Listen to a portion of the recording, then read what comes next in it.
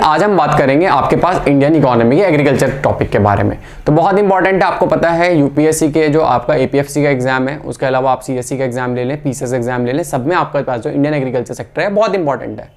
अब जो आपको पता है एग्रीकल्चर जो होता है वो क्या आपके लिए, आपको खाना, ऑब्वियस सी बात है आप एग्रीकल्चर टॉपिक पे डिपेंड करेंगे। एग्रीकल्चर एलाइड एक्टिविटीज़ पे आपके पास एलाइड टॉपिक्स में कौन है, जो एग्रीकल्चर डिपेंडेंट आपके पास जो ऑक्यूपेशन है, जैसे आपके पास क्या हो गया, आपका मिल्क हो गया है ना, ये आपके पास एनिमल हस्बेंड्री हो गया, तो ये क्या हो गया आपके पास प्राइमरी सेक्टर हो गया। तो आपके पास एग्रीकल्चर एलाइड एक्टिविटी जो है उस पर हम लोग जो है निर्भर हैं, क्योंकि आपके जीने के लिए खाना ज़रूरी चीज़ है और खाना आपको एग्रीकल्चर से मिलता है, इसी वजह से आपके इकोनॉमी के लिए इंपॉर्टेंट टॉपिक है। इसके अलावा आपकी जो है 50% ज़्यादा पॉपुलेशन जो है इस सेक्टर में लगी हुई है, एग्रीकल्चर सेक्टर में लगी हुई है, और 70% से ज़्यादा जो रूरल पॉपुलेशन है वो डायरेक्टली इनडायरेक्टली एग्रीकल्चर पे डिपेंड करती है। हालांकि आपके ग्रॉस वैल्यू एडिशन पे, ग्रॉस वैल्यू एडिशन मतलब जीडीपी में से अगर आप लोग जो है इनडायरेक्ट टैक्सेस को पोर्शन को हटा देंगे तो वो ग्रॉस वैल्यू एडिशन बन जाता है न्यू आपके जीडीपी का जो मेथोडोलॉजी है उसका अनुसार। तो ग्रॉस वैल्यू एडिशन में जो आपके पास 18.4% है वो आपके पास 2022-23 के अनुसार, इकोनॉमिक सर्वे 2022-23 के अनुसार जो है आपके पास 18.4% जो कंट्रीब्यूशन है वो आपके पास एग्रीकल्चर का है। पिछले साल जो है आपके पास वो कंट्रीब्यूशन कितने का था, वो आपका 20% से ज़्यादा का था। तो इंपॉर्टेंट, सबसे पहले मैं आपको एक ज्योग्राफी का थोड़ा सा बताना चाहूँगा कि आपका इंडिया का जो मैप है उसमें आपके पास हम लोग जो है भारत के एग्रीकल्चर एरियाज़ को डिवाइड करते हैं एग्रो क्लाइमेटिक जोन्स में। ठीक है, तो एग्रो क्लाइमेटिक जोन्स आप देख सकते हैं टोटल आपके पास कितने हैं। आपके टोटल जो है एग्रीकल्चरल जो एग्रो क्लाइमेटिक जोन्स हैं वो आपके पास है, टोटल देख लो आप लोग, टोटल आपके पास 15 जोन्स हैं, 15 रीजन्स हैं। इसके बारे में एग्जाम में, मेंस में क्वेश्चन पूछा जाता है। ठीक है, तो आपके पास 15 जोन्स है जिनके बारे में हम बात करेंगे। एग्जाम में आपका मेंस में भी, एग्जाम में डायरेक्ट पूछ लिया जाता है, मेंस में भी आपका इवन ये क्वेश्चन पूछा गया है। तो आपके 15 आपके पास जोन्स देख सकते हैं आप लोग। पहले जोन आपके पास है north west mountain region. North west mountain region में आपके पास उत्तराखंड, हिमाचल और आपके पास जम्मू एंड कश्मीर का एरिया है। और यहाँ पे जो सॉइल्स हैं आपके माउंटेन काइंड ऑफ सॉइल्स हैं, और आपके पास जो वेजिटेशन है वो आपके पास, हालांकि ज्योग्राफी में डिटेल में बात करेंगे। दूसरा आपके पास है नॉर्थ ईस्टर्न हिल रीजन, ये आपका पूरा नॉर्थ ईस्ट वाला area including Sikkim. Sutlej Yamuna plain region, अब ये आपके पास पंजाब हरियाणा का पोर्शन, और ये अपने आप में सबसे ज़्यादा प्रोडक्टिव रीजन है। कौन सा? सतलुज यमुना। प्रोडक्टिव मतलब आपकी प्रोडक्टिविटी सबसे ज़्यादा है। एग्जाम में कभी पूछेगा 4 ऑप्शन में, तो सबसे ज़्यादा प्रोडक्टिविटी का मतलब होता है आपका पर हेक्टेयर में कितनी आपकी क्रॉप आ सकती है वॉल्यूम के हिसाब से। चौथा आपके पास है अपर गंगा प्लेन रीजन, यानी कि ये आपके पास गंगेटिक प्लेन्स का जो वेस्टर्न पोर्शन है, और ये आपको बता दूं कि ये भी अपने आप में काफ़ी फर्टाइल रीजन है। मिडिल गंगा प्लेन रीजन जो 5 नंबर का है, जिसमें बिहार और ईस्टर्न उत्तर प्रदेश आता है, ये भी फर्टाइल है, बट यहाँ पे आपके बाढ़ की संभावनाएं रहती हैं। अगला है आपके पास लोअर गंगेटिक जो बंगाल का पोर्शन है, और यहाँ पे भी आपका बाढ़ का काफ़ी कह सकते हैं प्रभाव रहता है। बट ये जो लोअर गंगेटिक पोर्शन है ये आपके पास जूट के लिए बहुत फेमस है और पैडी के लिए, क्योंकि पैडी यानी कि राइस के लिए आपका जो है आपका धान उत्पादन के लिए पानी की बड़ी ज़रूरत होती है। और आपका वेस्ट बंगाल में जो है आपका लोअर गंगेटिक प्लेन रीजन में यहाँ पर आपके पानी की सफिशिएंट सप्लाई रहती है, आपूर्ति रहती है। इसके अलावा साउथ ईस्टर्न प्लेट्यू रीजन है आपके पास 7वें नंबर में, ये आपके पास है, और ये खनिज पदार्थों का जोन है, याद रखिएगा, साउथ ईस्टर्न प्लेट्यू रीजन। इसके अलावा आपके पास अरावली मालवा अपलैंड 8 नंबर पे, ये आपका अरावली वाला रीजन है जो मध्य प्रदेश और राजस्थान, ईस्टर्न राजस्थान को कवर करता है। गेहूँ, बाजरा आदि मोटे अनाजों के लिए जो है फेमस है। अगला है महाराष्ट्र प्लेट्यू रीजन, ये आपके पास पूरा महाराष्ट्र और साउथ मध्य प्रदेश को कवर करता है, और ये गन्ने के लिए फेमस है। ठीक है, मेनली गन्ना, कॉटन और आपके पास टोबैको, ये आपकी जो है इसमें क्रॉप होती है। अगला है महाराष्ट्र प्लेट्यू रीजन, बता दिया मैंने आपको। अगला आपके पास डेक्कन इंटीरियर रीजन जो आपके 10 नंबर में है, ये आपका ये वाला रीजन है, और ये यहाँ पर भी सेम कंडीशन है जैसे कि 9 नंबर में थी। 11वां होता है ईस्टर्न कोस्टल रीजन, ये आपके पास ईस्टर्न कोस्टल रीजन है, ये भी आपका फ्लड प्लेन्स है। और यहाँ पे आपका क्या होता है आपका, क्योंकि कई बार क्या होता है आपका साइक्लोन्स आ जाते हैं, तो यहाँ पर आपका साइक्लोन प्रभावित एरिया भी होता है। और यहाँ पर जो है आपका पैडी एक अपने आप में मुख्य क्रॉप है, यानी कि चावल।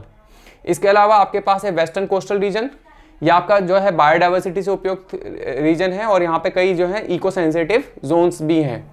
ठीक है, यहाँ पे इको सेंसिटिव जोन भी है। अगला है 13वां है Gujarat region, that is the ये मोटे अनाज। इसके अलावा आपके पास तंबाकू और कॉटन इसके लिए फेमस है। अगला है वेस्टर्न रीजन ऑफ राजस्थान, यानी कि 14 नंबर, यहाँ पे आपके पास जो रेनफॉल है बहुत कम है, 25 सेंटीमीटर से कम रेनफॉल होती है, इसी वजह से यहाँ पर सिर्फ मोटा अनाज ही हो पाता है। इसके अलावा आपके पास कैक्टस और उससे संबंधित जो आपकी प्रजातियां हैं वहाँ पे होती हैं।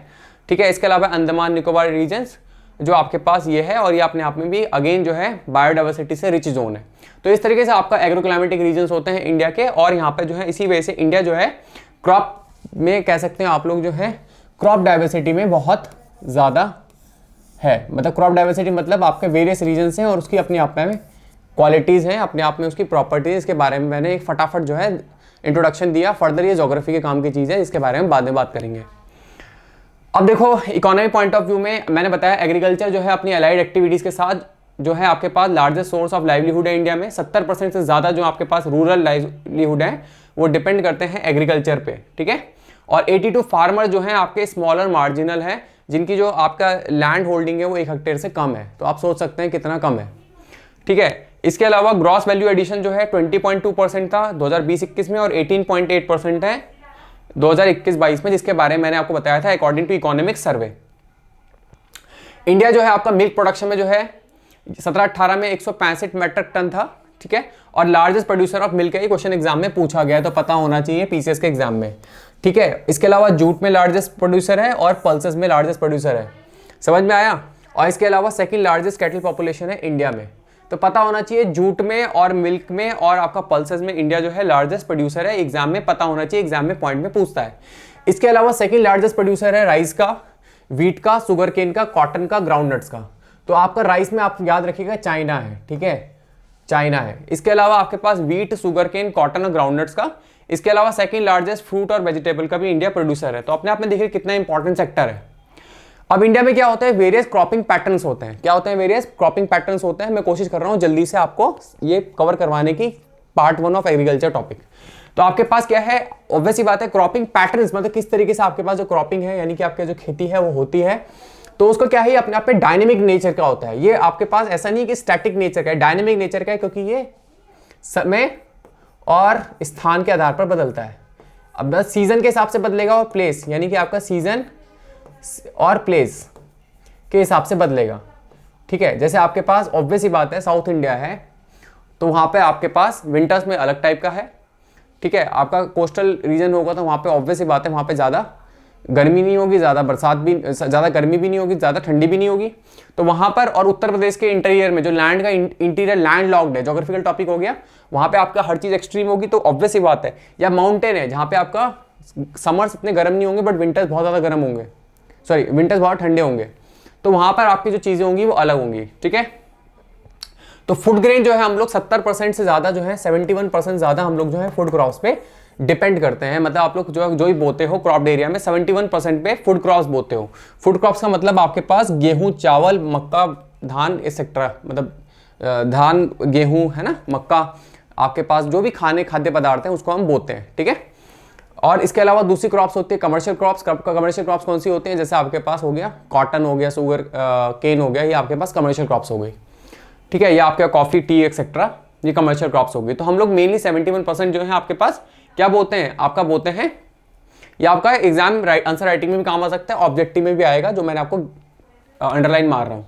इसके अलावा टाइप्स ऑफ क्रॉप से एग्जाम में पूछ लेता है, यूपीएससी के एग्जाम्स में पूछेगा, पूछ सकता है, पूछा भी गया है कि मैच द फॉलोइंग में आया था कि आपके पास रबी खरीफ में कौन कौन से हैं, या आपके पास पूछ लेगा इनमें से कौन सी खरीफ क्रॉप नहीं है या रबी क्रॉप नहीं है। तो याद रखिएगा मेनली जो आपकी रबी क्रॉप्स हैं, रबी क्रॉप क्या होती हैं, आप लोग रबी क्रॉप जो होती हैं वो क्या करते हैं, आप लोग दिसंबर के आसपास में बोते हैं और आप लोग जो है मार्च अप्रैल में इनको कटाई करते हैं, ठीक है। बैसाखी के आसपास में आप लोग इनकी कटाई करते हैं। आजकल में इनका कटाई का सीजन स्टार्ट हो जाएगा और दिसंबर के आसपास में आप इसे बोते हो। विंटर के दौरान की क्रॉप होती है, किसके दौरान की, विंटर के दौरान की क्रॉप होती है। अब इसमें कौन कौन सी है, गेहूं, ऑब्वियस सी बात है गेहूं बोया जाता है जिस समय रेनफॉल ज़्यादा नहीं होता, ठीक है। बाकी ज्योग्राफी का है, आप लोग देख सकते हो उसमें इनकी जो कंडीशंस हैं। इसके अलावा बारले होता है, पीज आपके पास जो होती है, ग्राम मतलब आपका जो चना होता है, इसके अलावा मस्टर्ड जो आपका सरसों होता है वो इस समय बोया जाता है। ये आपको इंपॉर्टेंट क्रॉप्स है, याद होनी चाहिए। खरीफ क्रॉप्स जो होती हैं वो आप लोग बोते हो बरसात के सीजन में, जब आपका भारत में नॉर्थ इंडिया में मानसून रहता है। अब उस समय जो आपकी क्रॉप्स बोई जाती हैं, देखो ध्यान से सुनना, क्योंकि उसमें पानी की सफिशिएंट आपूर्ति होती है, तो वही क्रॉप्स बोई जाती है जिसमें पानी की रिक्वायरमेंट है। जैसे आपका धान, जैसे आपका मक्का, जवार, बाजरा, तोर, जिसे हम अरहर भी बोलते हैं, मूंग, ठीक है, उड़द, कॉटन, जूट, ग्राउंडनट और सोयाबीन। ये बात याद रखिएगा, एग्जाम में क्वेश्चन पूछता है, मैच द फॉलोइंग में आपको आना चाहिए। तीसरी आपकी क्रॉप होती है जायद। जायद क्रॉप जो होती है आपकी रबी और खरीफ के बीच की होती है, और इसमें जो होता है बीच में जो आपका सीजन बचता है अप्रैल और जून जुलाई के बीच में, वो सीजन में आपकी बोई जाती है जायद में। जैसे आपके पास कौन कौन सी है, आपके जो है वाटरमेलन जो आप बोते हो, ठीक है, तरबूज, इसके अलावा मस्क मेलन जो खरबूज और कपकुम्बर, खीरा एक्सेट्रा इसमें बोते हैं, सब्जी वगैरह आप इसमें बोते हैं। इसके अलावा हमारी भारत में जो मेनली जो फार्मिंग है वो सब्सटेंस फार्मिंग है, कमर्शियल फार्मिंग नहीं होती, ठीक है। मेनली हमारे देश में यही है, अर्थात खुद के आपूर्ति के लिए, खुद के खाने के लिए, फॉर सेल्फ फूड, ठीक है, सेल्फ फीडिंग, ठीक है, वो आपके फार्मिंग जो होती है वो सब्सटेंस फार्मिंग होती है। The main objective of the farming is to provide substance, खुद के लिए, खुद के जीने के आधार के लिए। इसके अलावा एक बहुत इंपॉर्टेंट क्रॉपिंग पैटर्न हमारे इंडिया में होता है कमर्शियल। आपको पैटर्न समझ में आ रहा होगा किस टाइप की पैटर्न हमारे देश में है। तो हम लोग जो है अपने सेल्फ डिपेंडेंसी वाले जो खाना है, मतलब सिर्फ खाना खाने वाला खाना है, खेती है, उस टाइप की खेती पे हम लोग ज़्यादा डिपेंडेंट होते हैं। इसके अलावा शिफ्टिंग कल्टीवेशन पे हम लोग जो है बहुत ज़्यादा एरियाज में हमारे यहाँ होती है। शिफ्टिंग कल्टीवेशन में क्या होता है, आपके पास जो खेत होते हैं उन्हें पहले क्या करा जाता है, जो जंगल है वहाँ पे खेत को बनाया जाता है, साफ किया जाता है, फिर वहाँ खेती करी जाती है, फिर 2-3 साल बाद जो है वो छोड़ दिया जाता है। तो जंगल साफ किए गए, वहाँ पे शिफ्टिंग कल्टीवेशन, वहाँ पे खेत बनाए गए, फिर वहाँ पे खेती की गई, उन खेतों को छोड़ दिया गया। ये शिफ्टिंग कल्टीवेशन है, और हमारे शिफ्टिंग कल्टीवेशन बहुत ज़्यादा फेमस है। तो आपके पास नॉर्थ ईस्ट में स्पेसिफिकली अब देखो ये कुछ सालों के लिए होता है, फिर दोबारा से होता है, हालांकि it is not good environmentally. अब मैं आपको बता देता हूँ various names of shifting cultivation that are कह सकते हो कंडक्टेड इन इंडिया। पहला आपका नॉर्थ ईस्ट इंडिया है, उसे हम लोग झूम कहते हैं। स्पेशली जैसे आप नागालैंड वगैरह एरियाज में जाएंगे, मणिपुर वगैरह के एरिया में जाएंगे तो आपको झूम कल्टीवेशन दिखेगा। ये एग्जाम में पूछा जाता है, ये पूछा भी गया है, आपको सीएससी में पूछा गया है। इसके अलावा होते हैं वेवार और धाइयार, ये बुंदेलखंड रीजन में होती है, मध्य प्रदेश और उत्तर प्रदेश के साउथ में, ठीक है। उसका नाम है धाइयार और वेवार। इसके अलावा आपके पास है दीपा, ठीक है, ये बस्तर डिस्ट्रिक्ट मध्य प्रदेश में होती है। इसके अलावा जारा और एरका, ये आपका दक्षिण भारत में तमिलनाडु वगैरह में होगी, जारा और एरका। इसके अलावा होती है बत्रा, ये साउथ ईस्टर्न राजस्थान में होती है, मालवा के वेस्ट में। आपका देखो अगर आप भारत का नक्शा देखोगे, मैं दिखा देता हूं पीछे, ठीक है। अगर आप देखोगे साउथ ईस्टर्न राजस्थान में इस एरिया में जो है आपके पास होती है, ठीक है, ठीक है जी। तो आपके पास देखो ध्यान से सुनना, जारा और एरका साउथ ईस्टर्न, ये आपके पास सॉरी बत्रा होती है आपके पास साउथ ईस्टर्न राजस्थान में। इसके अलावा पोडू होती है आंध्र प्रदेश में, इसका स्क्रीनशॉट आप लोग बच्चों ले सकते हो। इसके अलावा कुमारी होती है hilly region of western Ghats of Kerala. इसके अलावा आपके पास जो है ध्यान से देखते रहिएगा, इसके अलावा कमान, विंगा और धावी, कमान, विंगा और धावी। तो कमन, विंगा और धावी जो है आपकी उड़ीसा में होती है। इसका स्क्रीनशॉट जरूर ले लीजिएगा, मैंने इस वजह से हटा भी दिया है इसे, इसको हटा के देखते हैं, ये लो आपके लिए, ठीक है, ये है। अगला आपके पास है, ध्यान से देखिएगा,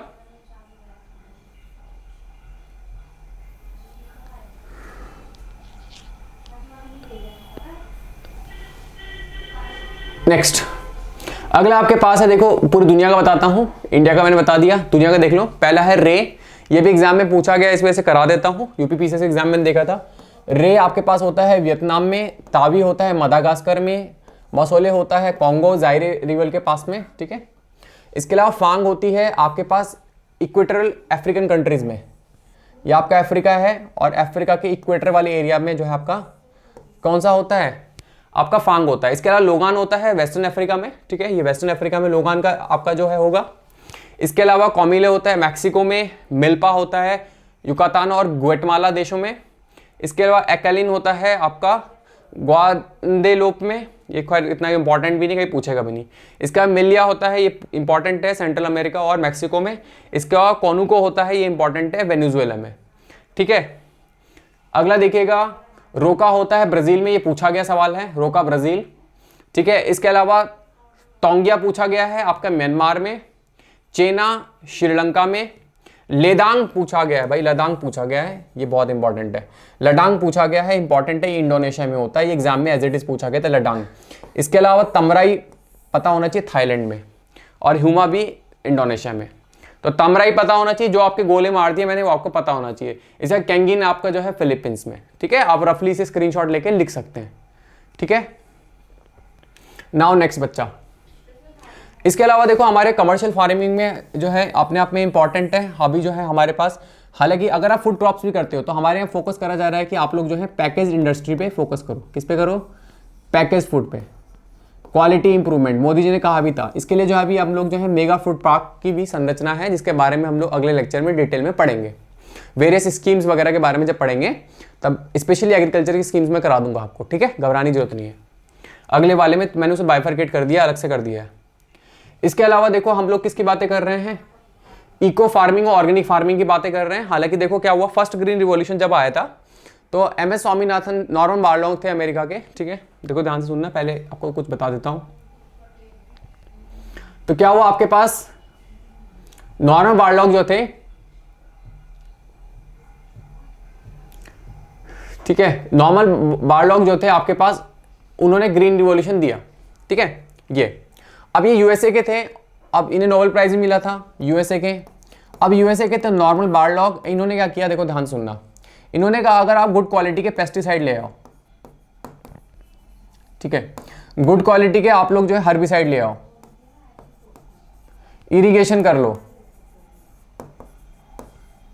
मतलब सिंचाई अच्छी कर लो, पेस्टिसाइड हर्बिसाइड ले आओ, ठीक है, quality of seed HYV seed ले आओ, ऑब्वियस ही बात है, हाई यील्ड वैरायटी के सीड्स ले आओ, और फिर आप उत्पादन करो तो आपकी खेती बढ़ेगी। इंडिया ने में जो है आपके MS स्वामीनाथन थे, MS स्वामीनाथन ने जो है इसको फॉलो करवाया, और इंडिया में जो है 1960s में आपका हरित क्रांति आ गई, ठीक है, ग्रीन रिवॉल्यूशन आ गया। अभी ग्रीन रिवॉल्यूशन आ गया और हमारा जो देश है वो सेल्फ सफिशिएंटी की तरफ फूड में बढ़ने लगा, सेल्फ सफिशिएंसी की तरफ बढ़ने लगा, ठीक है। पर ये आपका सिर्फ जो है आपका सेल्फ सफिशिएंट आप लोग हो गए, पर कंडीशन क्या है, आपका सिर्फ ये पहला, आपको जो है वेस्ट यूपी और पंजाब हरियाणा में ही रह गया, वेस्ट यूपी पंजाब हरियाणा में रह गया, ठीक है। इसके अलावा आपके पास जो है क्या हो गया, आपका जो खेत है, ऑब्वियस ही बात है, हर्बिसाइड और पेस्टिसाइड होने की वजह से जो आपकी सॉइल है उसकी हेल्थ डिग्रेड हो गई, सॉइल डिग्रेडेशन हो गया। इसके अलावा क्या हो गया, देखो ध्यान से सुनना, इसके अलावा आपके पास सॉइल एल्केलिनिटी वगैरह बढ़ने लग गई है ना, इसे बता देता हूँ, सॉइल एल्केलिनिटी एसिडिटी बढ़ने लगी, मतलब उसका जो pH है वो खराब हो गया, या तो उसमें वो ज़्यादा तेज़ाबी हो गई या वो ज़्यादा क्षारीय यानी कि बेसिक हो गई। इसके अलावा आपके पास जो फूड साइकिल है, फूड चेन है, वो खराब हो गई। फूड चेन में ऑब्वियसली बात है कि आपके जो पेस्टिसाइड हर्बिसाइड है जब घुस जाएंगे तो गड़बड़ करेंगे। अब इसके लिए जो है आपके पास जब ये हो गया तो डिसाइड किया गया, क्योंकि ये आपके पास कैसा नहीं है, इंक्लूसिव नहीं है, सस्टेनेबल नहीं है, और ये लंबे समय तक आप इसे नहीं खींच सकते, ऑब्वियसली बात है, एक समय बाद आपकी सॉइल खराब हो जाएगी। तो गवर्नमेंट जो है आपके पास नए प्लान के साथ आई, और वो उसका नाम क्या था, आपका सेकंड ग्रीन रिवॉल्यूशन, और उसके उसी के अंतर्गत जो है उसे बोला गया मोर इंक्लूसिव मोर सस्टेनेबल आप जो है खेती करेंगे, ताकि वो लंबे समय तक रहे। और उसके अलावा जो है आप लोगों के नॉर्थ ईस्टर्न इंडिया जो है और जो छूटे हुए पार्ट्स हैं वहाँ पे भी आपका हरित क्रांति पहुंचे। उसी श्रेणी में आपके पास एक चीज़ है, उसका नाम होता है ऑर्गेनिक फार्मिंग, जिसे हम लोग कहते हैं आपके पास ऑर्गेनिक खेती जिसे हम लोग कहते हैं। तो आपके पास क्या होता है, इसमें जो है आपके पास स्कीम है मिशन ऑर्गेनिक वैल्यू चेन, ठीक है। इसमें क्या है, नॉर्थ ईस्टर्न रीजन के लिए हम लोग जो है under national mission for sustainable development जो मैंने बताया, ये आपका स्टार्ट है, सारी आपका स्कीम में हालांकि मैं कराऊंगा। इसके अलावा कई सारी स्कीम्स स्टार्ट की गई, परंपरागत कृषि सिंचाई विकास योजना, राष्ट्रीय कृषि विकास योजना, और इसके अलावा जो है आपके पास ऑर्गेनिक फार्मिंग को प्रमोट करने के लिए बोला गया।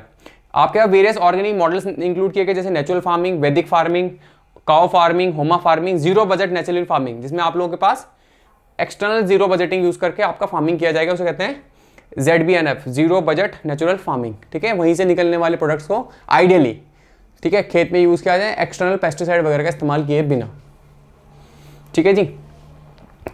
अब इसमें क्या किया गया, आपकी जो है खेती को डिसाइड किया गया कि आप लोग जो है खेती को क्या करेंगे, खेती पे ध्यान इस तरीके से देंगे कि आपके पास जो सस्टेनेबल खेती हो सके। तो उसके लिए आपका national mission for sustainable agriculture भी है। और एक और बात बताता हूँ कि आपके पास जो आपके जो ऑर्गेनिक फार्मिंग है उसे आप लोग जो है कन्वेंशनल फार्मिंग के साथ जोड़ के कर सकते हैं, क्योंकि इससे प्रोडक्टिविटी बहुत बढ़ती नहीं, इवन कम हो जाती है, मतलब आपका जो प्रोडक्शन है वो थोड़ा कम होता है। सिक्किम आपका पहला स्टेट था जो ऑर्गेनिक स्टेट की तरफ चला गया है। मेरी बात समझ में आ रही है ना, देसी जैविक खाद जिसे हम लोग बोलते हैं उसका इस्तेमाल करना है, पेस्टिसाइड आपके जैविक होने चाहिए, ताकि आपकी ये सब चीज़ें जो ग्रीन रिवॉल्यूशन की कमियाँ थी वो पूरी हो सके। इसके अलावा देखो हम लोग क्या करते हैं, ड्राई जोन एग्रीकल्चर है, इसमें क्या करते हैं आपके पास जो क्या होता है, जो crops grown under a dry zone और rainfed conditions include nutrition vital component like pulses. जो ड्राई जोन होते हैं आपके सूखे वाले जोन है, तो जहाँ पे क्या कर सकते हैं हम पल्सेस कर सकते हैं। इसके अलावा ऑयल सीड्स को हम ग्रो करना है, ठीक है, बात समझ में आ रही होगी, हालांकि इसे सब स्कीम में समझाऊंगा। इसके अलावा हमारे वेरियस क्रॉप्स हैं जो बाद में हम डिस्कस करेंगे, इन क्रॉप्स स्कीम्स में अलग से पढ़ाऊंगा, ठीक है। ये सब स्कीम में पढ़ेंगे। इसके अलावा देखो आपके पास एक और रिवॉल्यूशन है, उसका नाम है व्हाइट रिवॉल्यूशन। ये आपके पास जो स्टार्ट किया था, बहुत इंपॉर्टेंट है, व्हाइट रिवॉल्यूशन जिसने स्टार्ट किया था उनका नाम था आपके पास वर्गीस कुरियन। और वर्गीस कुरियन ने जो है आपके पास दुग्ध क्रांति लाई देश में, इसे व्हाइट रिवॉल्यूशन कहा गया, इसे ऑपरेशन फ्लड भी कहा गया। और देश में जो है large number of cooperative societies स्थापित हुई। आनंद जिला है गुजरात में, आज के दिन पहले महसाणा होता था, आनंद जिला है, वहां से आपका एक कंपनी स्टार्ट हुई, उसका नाम बना आनंद मिल्क यूनियन लिमिटेड, जिसे हम लोग अमूल कहने लग गए। तो अमूल आपके पास जो है कोऑपरेटिव की स्थापना हुई, पूरे देश में उसी मॉडल पे कोऑपरेटिव सोसाइटी की स्थापना हुई और देश में दुग्ध उत्पादन हो गया। तो ऐसा कहा जाता था कि आपके पास जब आपके भारत दर्शन के लिए आईएएस अधिकारी, नए जो प्रशिक्षु आईएएस होते थे, जब जाते थे तो नॉर्मल बारलॉग जो थे, ठीक है, उनसे भी कई बार उनके भारत दर्शन के दौरान इंट्रोडक्शन के लिए जाता था। और नॉर्मल बारलॉग जो थे आपके पास, इनके पास एक बार टीम गई तो सबको बोला गया कि आप ये मत पूछना कभी नॉर्मल बारलॉग से कि आप जो है आईएएस अधिकारी को पसंद क्यों नहीं करते हैं। तो उसमें एक था बंदा, जैसे होते हैं चाबी देने वाले, तो उसमें एक व्यक्ति ने बोला सर आप आईएएस अधिकारी को क्यों पसंद नहीं करते हैं। तो हालांकि सब उनको पता था कि नहीं पूछना है, फिर भी उसने पूछा। तो नॉर्मल बारलॉग ने कहा कि इसलिए पसंद नहीं करता हूँ कि आप लोग कभी एग्रीकल्चर के हेड बन जाते हो, कभी एजुकेशन के हेड बन जाते हो, कभी साइंस एंड टेक में चले जाते हो, कभी कहीं चले जाते हो, पर मैंने पिछले जितने भी सालों से मैं काम कर रहा हूँ, 40 सालों से ज़्यादा से, मैंने सिर्फ एक चीज़ सीखी है, दैट इज़ मिल्क को उसकी प्रोडक्टिविटी बढ़ाना, उसे बेचना, बस मेरे को इतना काम आता है। आप लोग जो हैं क्या है, jack of all but master of none. चलो आगे बढ़ते हैं। तो आपका ऑपरेशन फ्लड है, ठीक है। अब इसके अलावा देखो भारत सरकार ने एक कृषि नीति बनाई, उसका नाम है न्यू एग्रीकल्चर पॉलिसी 2000। इसमें कहा गया कि 4% एग्रीकल्चर ग्रोथ जो है आपको रखनी है, हर साल 4% जो है आपका, अगर आप आज साल 100 रुपये कमाए हैं तो अगले साल आप 104 रुपये कमाएं, इस तरीके से आपको जो है काम करना है, ठीक है। तो 4% करना है अगले कुछ दशकों तक। इसके अलावा फोकस करना है हॉर्टिकल्चर पे, खाली एग्रीकल्चर पे, और हम लोग सिर्फ खाद्य पदार्थों में शुरुआत में फोकस कर रहे थे, जो कि फर्स्ट ग्रीन रिवॉल्यूशन की गड़बड़ी भी थी। तो सेकंड ग्रीन रिवॉल्यूशन में इस चीज़ को भी ध्यान रखा गया कि ऑयल सीड वगैरह, पाम ऑयल वगैरह पे भी हम ध्यान देंगे। इसको मैं अच्छे से स्कीम वाले चैप्टर में पढ़ाऊंगा। तो horticulture, animal husbandry, poultry, dairy, aquaculture जो आपके मछलियों की है। इसके अलावा जो है आपके पास to inability to raise the plank of growth and increase purchasing power, इस पे भी जो है ध्यान दिया जाएगा। इसके अलावा बोला है कि आपको जो है फूड और न्यूट्रिशन सिक्योरिटी पे ध्यान देना जरूरी है। बोला गया कि आपके पास रिक्वायरमेंट है बायोटेक्नोलॉजी की, ग्रेटर बायोटेक्नोलॉजी की, ठीक है। इसके अलावा newer plant varieties and their protection through suitable legislation, ठीक है जी, नए कानून बनाकर। इसके अलावा साइंटिफिक फार्मिंग, यानी कि आपके वैज्ञानिक पद्धतियों की जो खेती है उस पर ध्यान देना। इसके अलावा डिसमिनेशन टेक्नोलॉजी एडवांसमेंट्स, ठीक है जी, तो तकनीकी विस्तार, तकनीकी बढ़ाव पे भी आपको फोकस कर रहा है। ये आपके पास कौन सा कह रहा है, न्यू एग्रीकल्चर पॉलिसी, ये पता होना चाहिए। इसके अलावा हमें सोशल और एग्रीकल्चर फॉरेस्ट्री पे ध्यान देना है, ताकि आपके जो फॉरेस्ट और आपका जो इंसान की खेती है उसका इकोसिस्टम जो है मेंटेन रहे। इसके अलावा आप लोग जो है regular supply of price protection to farmers करना है, ठीक है, थ्रू एमएसपी। तो आपको जो है एमएसपी का बड़ा मुद्दा उठता है, उस पर भी ध्यान रखना है। अभी एमएसपी क्या है, हालांकि मैं अभी थोड़ी देर में बता रहा हूं, ध्यान से देखना। इसके अलावा dismantling restrictions on movements of agricultural commodities, ठीक है, जो आप रेस्ट्रिक्शंस रहती है, यहाँ से यहाँ नहीं आ सकते। मान लो यहाँ का किसान है, उसे सामान यहाँ बेचना है, तो क्या होता है, रेस्ट्रिक्शंस रहती है, तो उस पर क्या रखना है, आपको रोक लगानी है। इसके अलावा पब्लिक इन्वेस्टमेंट को बढ़ाना, ठीक है, यानी कि आपका पब्लिक प्राइवेट पार्टनरशिप पे भी ध्यान देना। इसके अलावा आपके पास क्या है, एग्रीकल्चर सेक्टर को रूरल इलेक्ट्रिफिकेशन करना, ऑब्वियस सी बात है, ताकि काम क्योंकि जो किसान आपकी खेती है उसमें जो बिजली की आपूर्ति होती है वो ढंग से हो सके, उस पर ध्यान देना। तो उसके लिए आपके पास Rajiv Gandhi rural electrification mission जो था वो उसके हालांकि बाद में बदल दिया गया, तो इसके बारे में हम बात करेंगे, ठीक है। इसके इरिगेशन प्रोजेक्ट्स पे ध्यान देना, वाटरशेड डेवलपमेंट पे ध्यान देना, ठीक है, ताकि सस्टेनेबल आपका वाटर हार्वेस्टिंग हो सके, ठीक है, जल जो है आपके पास है, ठीक है। और इसके अलावा सिंचाई के प्रोजेक्ट्स पे, क्योंकि हम लोग जो है आज भी 60% के आसपास जो है किस पे, सिंचाई पे निर्भर करते हैं। आज भी हमारे जो किसान हैं वो सिर्फ पानी की वजह से कई बार सुसाइड करते हैं, पानी की आपूर्ति नहीं हो पाती। जैसे कि आपके पास दक्कन रीजन, एग्रोक्लाइमेटिक रीजन में आपने देखा था दक्कन, वहाँ पर जहाँ पे ब्लैक सॉइल के एरियाज हैं। इसके अलावा आपके पास जो है ऑफ फार्म एम्प्लॉयमेंट क्रिएट करना, मतलब खेत के अलावा, ताकि जो एक जगह पे कई लोग जो है नौकरी कर रहे हैं, ठीक है। इसके अलावा लैंड रिफॉर्म्स करना, ठीक है, और better land distribution land reform के थ्रू। इसके अलावा consolidation and redistribution of surplus land to landless farmers, जो आपके पास बिना खेती वाले किसान हैं उनको खेती देना। ठीक है जी। इसके अलावा आपके पास नेशनल एग्रीकल्चर इंश्योरेंस कॉर्पोरेशन को जो है वो ढंग से क्या करना पड़ेगा, उसे ढंग से मतलब कह सकते हो काम करने के लिए जो है शक्ति वगैरह देना। ठीक है, ताकि वो जो है ढंग से अपना जो है काम कर सके इंश्योरेंस प्रोवाइड कराने का। हालांकि अभी जो है आपके पास जो इंश्योरेंस पॉलिसीज़ है खेती की, उसके बारे में हम लोग जो है बात करेंगे स्कीम्स के दौरान। इसके अलावा प्राइवेट सेक्टर को जो मैंने बताया था पीपीपी वाला कॉन्ट्रैक्ट फार्मिंग, इसके बिल भी आए थे, हालांकि वो कैंसिल हो गए। इसके अलावा हम लोगों ने आपका कृषि के एक्सपोर्ट को बढ़ाने के लिए नई पॉलिसी बनाई है, उसका नाम है एग्रीकल्चरल एक्सपोर्ट पॉलिसी 2018। ठीक है, इसके अलावा डबल करना आपके एक्सपोर्ट प्रोडक्ट को, आपको ये भी था 2022 तक जो है आपका डबलिंग फार्मर्स इनकम भी एक स्कीम मतलब कह सकते एम था भारत सरकार का, 5 साल पहले बनाया था। और हमारा डबल करना 30 बिलियन से लेकर 60 बिलियन तक 2022 तक, और रीच करना $100 बिलियन तक in the next few years. ये आपके पास क्या था, एक्सपोर्ट पॉलिसी 2018 की। इसके अलावा डाइवर्सिफाई करना, ठीक है, डाइवर्सिफाई करना आपके इंडिया के एक्सपोर्ट बास्केट को, ठीक है, उसके डेस्टिनेशंस को, ऐसा नहीं होना चाहिए सिर्फ एक ही जगह जा रहा है, उसको कई जगहों पर। ठीक है, और इसके अलावा वैल्यू एडेड एग्रीकल्चर एक्सपोर्ट्स, ऐसा नहीं है कि सिर्फ आप गेहूं बेच रहे हो। ठीक है, आपको क्या करना है, हमने गेहूं का कोई प्रोडक्ट बनाया, नूडल्स बनाया या कुछ चीज़ बनाया, तो वो हो गया वैल्यू एडेड हो गए। ठीक है जी, उसकी चीज़ें चेंज हो गई। फ्रूट को फ्रूट की तरह ना बेचकर, आम को आम की तरह ना बेचकर, आम के जूस की तरह, सिरके की तरह बेचा जाए, तो वो क्या हो जाएगा, बेहतर प्रोडक्ट हो जाएगा। मुरब्बा बना के बेचा जाए। इसके अलावा इंडिजीनियस, ऑर्गेनिक, ट्रेडिशनल और नॉन ट्रेडिशनल एग्रीकल्चर को प्रोडक्ट को एक्सपोर्ट को बढ़ाना, ये आपके पास है 2018 की एक्सपोर्ट पॉलिसी, जो आपको पता होनी चाहिए। ठीक है, इसके अलावा इंस्टीट्यूशनल मैकेनिज्म प्रोवाइड कराना, ट्रेड बैरियर्स को जो आपके हैं, आपके पता है WTO के ट्रेड बैरियर्स होते हैं, वर्ल्ड ट्रेड ऑर्गेनाइजेशन जो है इंडिया के हमेशा जो हम लोग जो है सब्सिडीज देते हैं उसके खिलाफ बोलते रहती है। आपके डेवलप्ड नेशन हमारे खिलाफ रहते हैं, WTO में 12 मुद्दा उठता भी है, हम लोग डेवलपिंग नेशन की आवाज़ बन के ऊपरते हैं, तो इस चीज़ पे ध्यान देना आपको करना है। ठीक है, इसके अलावा आपके पास क्या करना है, डबल करना India's share in world agriculture export में, जो कि अभी सिर्फ 2% के आसपास है, उसको डबल करना, 4% के आसपास पहुंचाना दुनिया में। मतलब दुनिया में जितना आपका एग्रीकल्चर ट्रेड होता है उसमें से 2% कॉन्ट्रीब्यूशन ही है इंडिया का। ठीक है, अब स्वामीनाथन ने कहा कि हमें चाहिए एवरग्रीन रिवॉल्यूशन, मतलब हमें एवरग्रीन रिवॉल्यूशन चाहिए, मतलब सस्टेनेबल चाहिए। ऐसा नहीं होना चाहिए कि आपके पास आज आपने सब कुछ खेती प्रोडक्टिविटी बढ़ा दी, बट आपकी जो है कल की डेट में दिक्कत हो जाए। अगला टॉपिक है आपके पास MSP, जिसे हम लोग कहते हैं मिनिमम सपोर्ट प्राइस, जिसके बारे में हमने बात करी थी। तो MSP जो होती है तो वो रेट होता है जिसमें आपके पास जो गवर्नमेंट परचेज होती है, गवर्नमेंट परचेज करती है फार्मर्स से। जैसे आपकी खेती है, ये खेत है, तो सरकार क्या करती है, MSP डिफाइन कर देती है।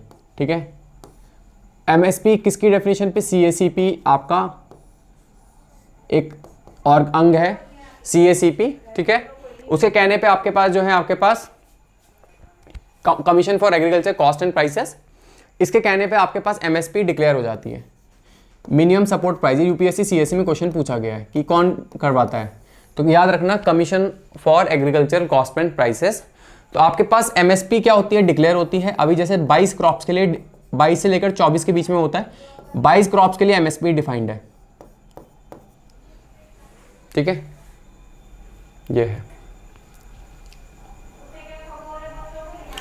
अगला आपके पास है एग्रीकल्चर पॉलिसी विजन 2020, ये भी हमारे गवर्नमेंट का एक अपना स्पेसिफिक है। ठीक है, अच्छा एक और चीज़ है MSP में जो बता रहा था, तो MSP में क्या होता है, आपके पास सरकार पहले ही बोल देती है अगर आपका अनाज कोई नहीं खरीदेगा तो ये मिनिमम प्राइस है, इस पे तो हम खरीदेंगे। ठीक है, और जो फिर सरकार क्या करती है, उनका आपके फूड प्रोग्राम्स वगैरह में इन्हें इस्तेमाल करती है। ठीक है, FCI के थ्रू आपके फिर गोदामों में फिर आपके पास जो राशन स्टेट गवर्नमेंट उसे डिस्ट्रीब्यूट करवाती है, और राशन कार्ड के थ्रू आपके पास पहुंचते हैं। ठीक है, अनाज फूड सिक्योरिटी के रूप में वो सब होता है, तो सरकार उसे खरीद लेती है। बोलती है, सरकार बोलती है कि अगर आपका कोई नहीं खरीदेगा, सरकार पहले बोने से पहले डिफाइन कर देगी कि आपके पास जो है ये हमारी जो है MSP है। ठीक है, ये MSP है, और MSP पहले डिफाइन हो जाती है मिनिमम सपोर्ट प्राइस, कि आप लोग कोई नहीं खरीदेगा तो हम लोग इसे खरीद लेंगे। ठीक है जी, तो आपके पास ये MSP डिफाइन करती है on the recommendation of commission for agriculture cost and prices. ठीक है, इसके अलावा देखो आपके पास वेरियस चीज़ें, आपको सबसे लास्ट में कंक्लूड करता हूँ, खेती करने के लिए जो चीज़ें चाहिए। पहली चीज़ चाहिए सीड, इसके लिए अलग स्कीम है सीड बैंक्स वगैरह की। तो पहले तो आपको अच्छे सीड चाहिए, अच्छे बीज चाहिए। दूसरा आपको चाहिए अच्छी इरिगेशन, जब आप बीज बो देंगे तो उसके लिए सिंचाई अच्छी चाहिए। सिंचाई अच्छी होगी तो ही आपकी खेती अच्छी होगी, ऑब्वियस सी बात है। सिंचाई के लिए वेरियस स्कीम्स हैं, ठीक है। तो आप लोग स्कीम्स को ऐसे डिवाइड करके लिखेंगे, अगले लेक्चर में मैं समझाऊंगा आपको। इसके अलावा आपके पास क्या है, आपके पास इंश्योरेंस है। आदमी को कॉन्फिडेंस होना चाहिए कि जो मैं पूंजी लगा रहा हूँ वो बचेगी ही नहीं बचेगी। इसके अलावा फाइनेंशियल सपोर्ट होना चाहिए। क्या होना चाहिए? फाइनेंशियल सपोर्ट, इंश्योरेंस होना चाहिए और फाइनेंशियल सपोर्ट होना चाहिए। इसके लिए अलग स्कीम्स हैं, जैसा किसान क्रेडिट कार्ड वगैरह, ठीक है। ये है। इसके बाद आपके पास क्या होना चाहिए, जब वो सामान बन जाए तो उसे बेचने की जगह होनी चाहिए। तो जैसे आपके पास मंडियां होती हैं जो स्टेट गवर्नमेंट के लेजिस्लेशन पे काम करती हैं, जिसे हम लोग एपीएमसी कहते हैं। क्या कहते हैं? एपीएमसी। मंडियां होती है एपीएमसी की, एग्रीकल्चर प्रोड्यूस मार्केटिंग, जो आपके पास कमेटी होती है, उस राज्य सरकारें उसका कानून बनाती है, राज्य सरकारों के अंतर्गत आता है। और उसके ज़िले में मंडियाँ होती हैं, आपने देखी होंगी ज़िले में मंडियाँ होती हैं। तो मंडियाँ जो होती हैं वो है। इसके अलावा आपके पास ई नाम करके भारत सरकार ने एक स्कीम है ये, ठीक है, इलेक्ट्रॉनिक नेशनल एग्रीकल्चर मार्केट। तो अब यहाँ का बंदा कहीं भी बेच सकता है, ठीक है, ऑनलाइन के थ्रू। तो ई नाम स्कीम है, ठीक है जी। इसके अलावा ये बेचने का तरीका बताया। इसके अलावा मेगा फूड पार्क का एक विजन है जो आपके पास है, ठीक है, ताकि आप लोगों का क्वालिटी इंप्रूवमेंट या कह सकते हो वैल्यू एडिशन हो सके फूड्स का, फूड प्रोडक्ट्स का, ठीक है। तो ये आपके पास है। इस तरीके से आपके पास जो है एग्रीकल्चर सेक्टर है। बाकी चीज़ें जो है अगले लेक्चर में हम कवर करेंगे। आपने पूरा लेक्चर देखा, इसके लिए धन्यवाद। जय हिंद, जय भारत। चैनल को आप लोग जो है लाइक शेयर सब्सक्राइब कर सकते हैं, टेलीग्राम ग्रुप को ज्वाइन कर सकते हैं।